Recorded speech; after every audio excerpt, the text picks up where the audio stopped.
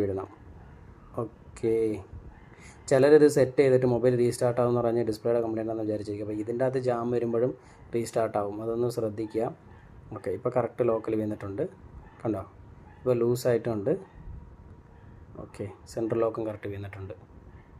അപ്പോൾ അത് കറക്റ്റ് ചെയ്തു. അടുത്ത് ഇനി പവർ ബട്ടണുണ്ട്, പവർ ബട്ടണും കൂടി വയ്ക്കാൻ പോവാണ്.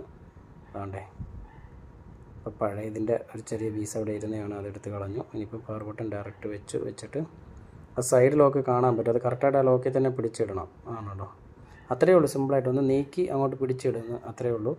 അപ്പോൾ നമ്മൾ രണ്ടും സെറ്റ് ചെയ്ത് കഴിഞ്ഞു. ഇതാണ് നമ്മുടെ പഴയ ബട്ടൺ ഉണ്ടോ. അപ്പോൾ അവൻ്റെ ആവശ്യമില്ല, അതുകൊണ്ട് അതെടുത്ത് കളഞ്ഞു. ഇനിയിപ്പോൾ നമ്മുടെ ബാക്ക് പാനൽ കറക്റ്റ് വെച്ച് ലോക്ക് പിടിച്ചിടുകയാണ്. 4 സൈഡിലും ലോക്കുണ്ട്, ലോക്ക് കറക്റ്റായിട്ട് പിടിച്ചിടണം. ഈ ലോക്ക് പിടിച്ചിടുമ്പം ചില സമയത്ത് ഡിസ്പ്ലേ തള്ളി പുറത്തോട്ട് വരുന്ന കാണാം. അത് നല്ല രീതിയിൽ ഉണങ്ങാത്തതുകൊണ്ട് ഇവിടെ ബാക്കിൽ